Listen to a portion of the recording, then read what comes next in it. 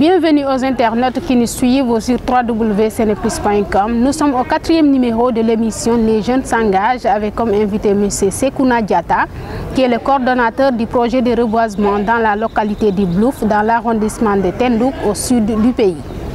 Il s'agit d'un projet piloté par des jeunes qui ont accepté de se faire représenter par leur coordonnateur, à savoir M. Diatta. M. Diatta, dans cette campagne de reboisement que vous avez lancée, combien de pieds d'arbres comptez-vous planter? Merci d'abord pour l'invitation. Le projet va parcourir 80 km. Et donc, dans un premier temps, nous avons prévu cette année de nous attaquer à la moitié du parcours. Et puis, le projet va continuer l'année prochaine. En tout cas, c'est un projet qui s'étend sur 3 ans et l'objectif donc est d'avoir dans l'ordre de 2500 à 3000 plants.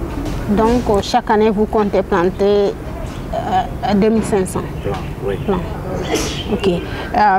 Quelles sont les espèces de plants qui vont concerner cette campagne de reboisement? Effectivement, nous avons ciblé un ensemble d'espèces locales, à commencer par ce que beaucoup de Sénégalais connaissent, c'est le décarium, communément appelé Tita. Ensuite, nous avons le Caïcédra, qui est aussi une plante ornementale. Et nous avons aussi le Netetou, qu'on veut aussi planter. Parce que nous avons opté de choisir des espèces locales, non seulement pour l'ornementation, mais pour que les populations aussi puissent les utiliser. Oh, est-ce que les populations sont-elles mobilisées autour de ce projet de reboisement? Effectivement, je dois rappeler que le regroupement des élèves et étudiants du Blouf, donc les populations sont effectivement informées. Pendant les Noëls derniers, les étudiants ont fait des caravanes dans les différentes localités. Le Blouf, je rappelle, ça concerne une vingtaine de villages. Et donc, on a rencontré les élus locaux. Le sous-préfet est informé, qui nous a mis en rapport avec ses services techniques.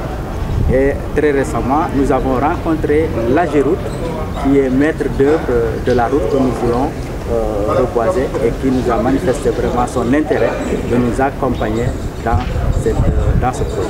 Oui, dans vos propos, vous dites que vous avez informé les populations. Mais vous savez, un projet de reboisement, ça nécessite un suivi. Comment comptez-vous assurer au suivi de ce projet de reboisement? Puisque c'est bon de planter, mais faudrait-il encore veiller à la croissance des plants? Cette préoccupation a été prise en compte et c'est la raison pour laquelle nous avons voulu impliquer les populations qui, elles, sont sur place. En parlant de population, il faut aussi parler des élèves. Parce que j'ai dit élèves et étudiants du Blouf.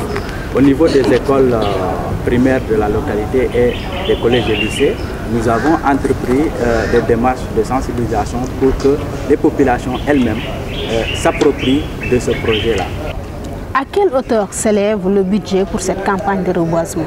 Alors, pour la première phase que nous allons dérouler cette année, nous avons estimé cela à un budget de 20 millions. 20 millions que nous comptons mobiliser à travers différents partenaires, parmi lesquels l'AGEROUTE. Oui, les contributeurs de ce budget, qui sont-ils vraiment? Nous avons voulu opter une démarche participative. Je dois rappeler que le regroupement est né il y a juste 2 ans. C'est en 2016 que la structure a été mise en place.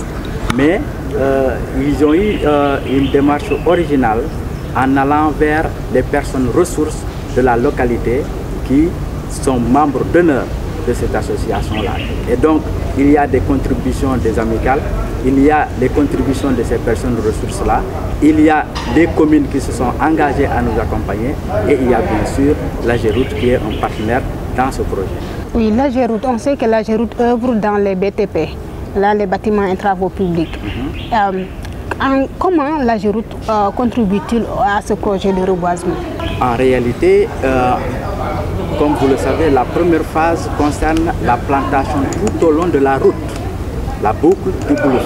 C'est une route qui vient d'être réceptionnée et pour permettre à cette route de durer, nous avons pensé qu'il faut réhabiliter. Parce que vous savez, pour faire la route, on abat des arbres.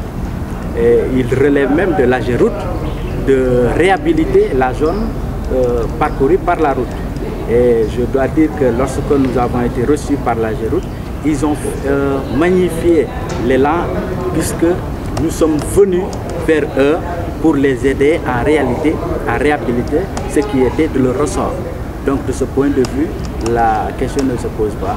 C'est pour cette raison d'ailleurs qu'ils nous ont demandé de leur donner le plan d'action pour qu'ils puissent nous appuyer non seulement financièrement, mais aussi dans la mobilisation des moyens pour le reboisement. Oui, vous avez lancé cette campagne de reboisement au mois de janvier. Et l'on sait que la saison de pluie, c'est vers les mois de juillet. Oui. Comment essayez-vous de concilier cela, les phénomènes climatiques avec cette date que vous avez retenue comme janvier pour le lancement du projet? Les travaux ont commencé depuis l'année passée. Nous avions commencé ici au niveau de l'UCAD, l'Université Cheikh Anta Diop, par une conférence où on a invité les gens des eaux et forêts pour nous entretenir sur la réhabilitation des massifs forestiers. Et c'est à partir de ce moment-là que l'idée évolue. Au moment où je vous parle, nous sommes en train de constituer la semence qui va être utilisée pour les pépinières. Et donc, à partir du mois de mars, on va mettre en place les pépinières pour qu'au mois de juillet, les plants aient un certain nombre de tailles qui permet de les transplanter en milieu naturel. Récemment, avec la tuerie de Bayotte, la problématique de la coupe du bois a refait surface. En tant qu'activiste pour la préservation des forêts, que préconisez-vous? Je dois dire que je dois d'abord observer ma compassion pour les victimes qui sont tombées dans cette forêt de Bofa. Ce que je ne vous ai certainement pas dit, que je suis docteur en écologie et donc je m'intéresse particulièrement à l'environnement. J'ai été pendant longtemps, plusieurs années, responsable du reboisement au niveau de la Grande Muraille Verte. Donc ce n'est pas aujourd'hui que je m'intéresse à cet aspect-là. Je dois dire que le gouvernement doit prendre des mesures fermes. Le fait d'avoir arrêté la délivrance des permis et la révision du code, ce n'est pas suffisant. Je pense que vous savez que les eaux et forêts ont un effectif très réduit et rien que dans la région de Ziguinchor, vous avez plus de 20, après une trentaine de forêts classées. Et donc, il faut d'autres mesures d'accompagnement si on veut préserver ces forêts-là. L'autre chose que je voulais dire, il faut aussi que le gouvernement implique les populations dans la gestion de ces forêts classées. Parce que chez nous, nous avons ce qu'on appelle les bois sacrés, qui sont des forêts, mais le mode de gestion de ces bois sacrés et le mode de gestion de l'État, ce n'est pas la même chose. Donc, il faudra impliquer les populations.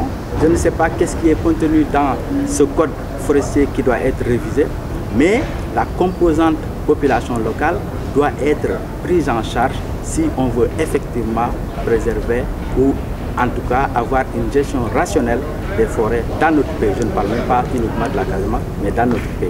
Mais récemment, les autorités ont pris la mesure selon laquelle que les licences de coupe de bois seront suspendues pour les 3 régions du Sud, à savoir Ziguinchor, Sédhiou et Kolda. Vous, en tant que biologiste et en tant que ressortissant de Ziguinchor, comment appréciez-vous cette décision? Je pense que c'est même arrivé très tard. C'est même arrivé très tard parce que nous savons tous les assauts que subissent les forêts au niveau de ces 3 régions. Et je crois que cela avait amené l'État à un moment donné à se réjouir du départ de Yaya Jammeh, qui quelque part ne coopérerait pas avec le Sénégal. Mais c'est en ce moment-là qu'il fallait vraiment prendre d'autres mesures pour pouvoir accompagner le fait de mettre en place un dispositif qui permet en tout cas de limiter la déforestation dans la zone de Gambie. Mais on n'a pas pensé au sud. Et si des mesures ont été prises au nord, vous constatez avec moi qu'il y a une migration des exploitants vers le sud, et justement c'est ce qui nous a amené ce problème-là. Mieux vaut tard que jamais, et je crois que ceux qui sont chargés de mettre en place ce nouveau code vont prendre en compte cette dimension population locale si on veut effectivement que les forêts soient gérées de façon durable, rationnelle. Nous sommes presque au terme de l'émission. Quel est votre dernier mot? C'est vous remercier pour la tribune que nous offrez de partager ce projet avec l'ensemble de l'humanité, tous ceux qui sont épris par l'environnement. Et je dois dire que ça, c'est une première phase. La deuxième phase, après le reboisement de la route, c'est comment reconstituer les parcours de nos populations. Vous savez, il y a des îlots de production d'arbres fruitiers sauvages. Et c'est pour cette raison-là que nous avons intéressé la population dans un premier temps pour la route, mais la plus grande part, c'est comment justement gérer les parcours communautaires pour que les arbres fruitiers puissent être renouvelés. Vous n'êtes pas sans savoir que le peuplement est vieillissant. Des mesures s'imposent pour que des actes de reboisement puissent intervenir dès maintenant pour qu'on n'attende pas que le désert s'installe comme dans le Ferlo où on a installé la Grande Muraille Verte. Deux projets de reboisement de cette envergure doivent être entrepris au niveau de la Casamance. Je dis la Casamance, mais c'est toute cette bande-là qui va depuis Yogué jusqu'à Tambacounda pour quand même maintenir nos massifs forestiers qui sont vraiment très importants pour non seulement les populations, mais pour la pluie. La baisse de la pluviométrie est quelque part liée à cette baisse du couvert végétal. Et si cela est fait, je crois qu'on aura fait un grand pas vers la lutte contre les effets négatifs des changements climatiques. C'est fini pour ce 4e numéro de l'émission Les Jeunes s'engagent. Nous vous donnons rendez-vous au prochain numéro sur www.seneplus.com. Entre-temps, vous pouvez poursuivre les discussions sur les réseaux sociaux.